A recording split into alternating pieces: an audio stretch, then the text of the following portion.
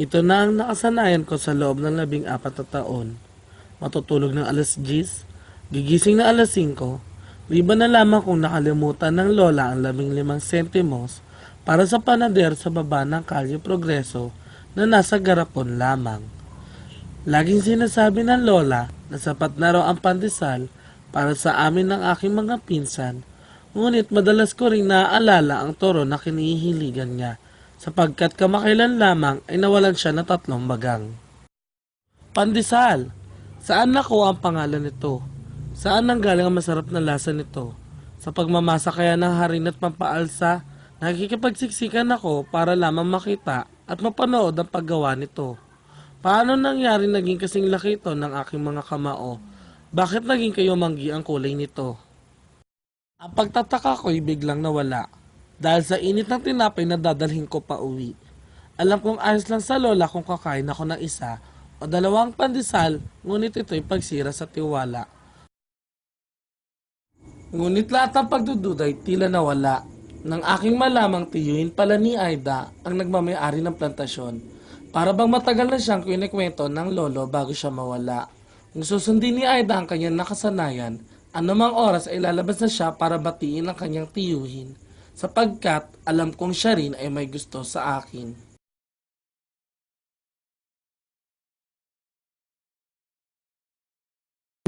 Tuwing umaga, nagugunit ako ang mga yabag ni Aida at ito ay hudyat para ako ay pumasok na. Aking nadadaanan ang tanggapan ng koreo,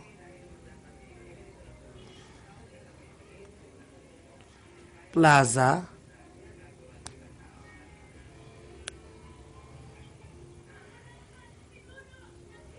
health center,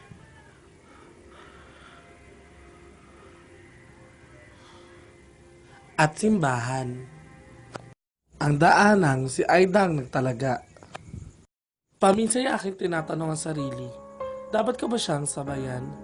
Bago ko maisip na ito'y kapangasan, sapat na sa aking isipin siya sa aking harapan, at umasang baka siya'y lumunod at kahit papaano'y ako'y nasulyapan. Kung kaya't naman, aking inubog ang aking pangangatawan upang mabuhay ng matagal para sa kanya.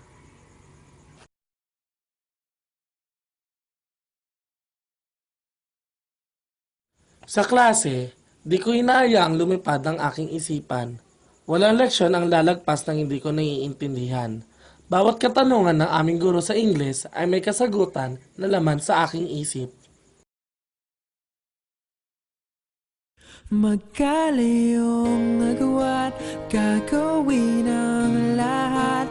Mapasayo lang ang pag-ibig na alay sa'yo. Ang awit na to ay awit ko sa'yo. Sana ay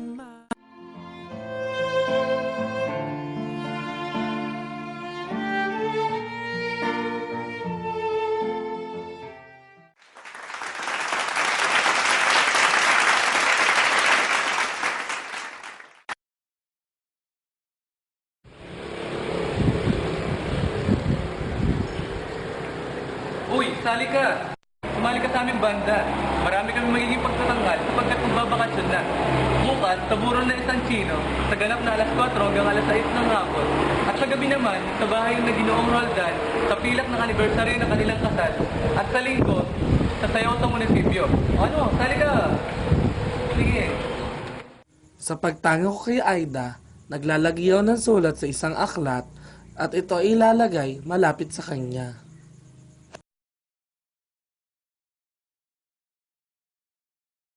Araw ng Pasko, binati ko si Aida ng maligayang Pasko at tinanong kung liliban ba siya ngayong bakasyon. Hindi, dito lang ako ngayong bakasyon. Darating kasi ang aking mga pinsan at may hinandang pagdiriyo. Kaya alam mo yung tungkol sa handaan.